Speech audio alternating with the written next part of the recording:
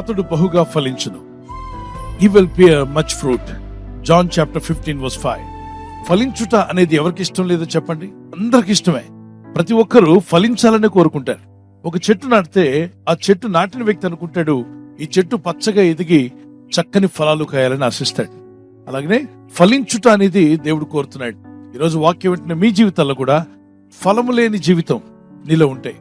అది ఏ విషయమైనా, ఆత్మీయంగా ఫలించకపోయినా, ఆర్థికంగా ఫలించకపోయినా, అలాగే చదువుల్లో ఫలించకపోయినా, ఉద్యోగంలో వ్యాపారంలో ఫలించకపోయినా, నిష్ఫలులు అనేది ఎవరికి ఇష్టం ఉండదు. దేవుడు కూడా నిన్ను నిష్ఫలుడుగా ఉంచాలని ఆశపడట్లా, నిష్ఫలురాలుగా ఉండాలని ఆశపడట్లా. నువ్వు నిష్ఫలురాలుగా ఉండద్దు. నువ్వు ఫలించే కుమార్తెగా ఉండాలి. నువ్వు ఫలించే కుమారుడిగా ఉండాలి. యెహోవాను బట్టి సంతోషించుమప్పుడే ఆయన నీ హృదయవాంఛలను తీర్చును. 37వ కీర్తన 4వ వచనంలో యెహోవాను బట్టి సంతోషించు, అప్పుడు ఆయన నీ హృదయవాంఛలు తీరుస్తాన్నాడు. దేవునిలో ఆనందించండి, ఆత్మ ఫలము కలిగి ఉండండి. ఇప్పుడు వ్యర్థమైన ఫలాలు కలిగి ఉన్నారు. ఎవరిని ఒక శాడిస్ట్ లాగా మారి బాధ పెట్టే స్వభావం కలిగి ఉండొద్దు. ముళ్ళ కంచిలాగా ఉండొద్దు. ఒక తేలులాగా ఉండొద్దు. ఒక పాములాగా ఉండొద్దు. పాముని ఎంత పాలు పోసి పెంచినా ఏం చేస్తుంది? అది కాటేస్తుంది. తేలుని ఎంత బంగారంలో ముద్దులాగా మీరు చక్కని ఒక పక్షిని పెంచినట్టుగా పెంచినా అదేం చేస్తుంది? కాటు వేస్తుంది. కాబట్టి నీలో ఆ స్వభావం ఉంటే తీసేసుకో. ప్రార్థన చేసుకుందాం. Shall we lift up our hands.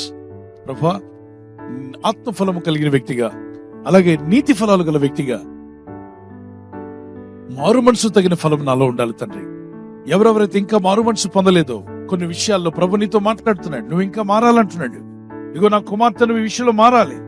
అది కోపమో, అసూయో, అది అనుమానమో, అది భర్తను గౌరవించకపోవడమో, భర్తను భార్యను గౌరవించకపోవడమో, తల్లిదండ్రుల మీద తిరగబడ్డమో, అదేదున్నా ఒప్పేసుకో. ప్రభు నన్ను క్షమించుదేవా, మన్నించుదేవా, నా ప్రవర్తన విషయంలో నాకు మార్పు దయచేయమని నన్ను క్షమించండి తండ్రి. అయ్యా, మారు మనసు తగిన ఫలాలు నాలో ఉండాలి.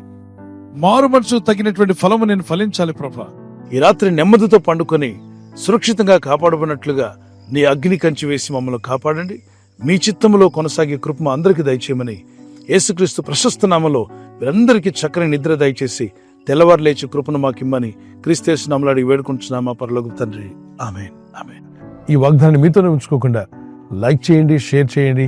అనేకులు ఈ యొక్క ఛానల్ సబ్స్క్రైబ్ చేసుకోమని తెలియపరచండి. సబ్స్క్రైబ్ చేయని వారు కూడా సబ్స్క్రైబ్ చేయండి. Good night. God bless you.